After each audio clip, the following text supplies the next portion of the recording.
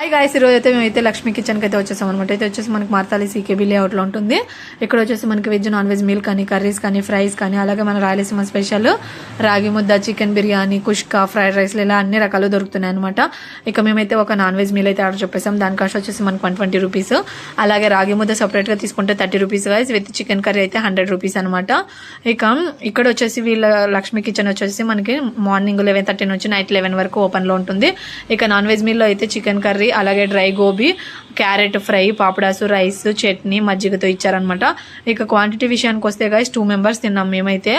ఇక టేస్ట్ అయితే నాకైతే చికెన్ కర్రీ అయితే చాలా బాగా నచ్చింది అనమాట. టేస్ట్ అయితే చాలా బాగుంది.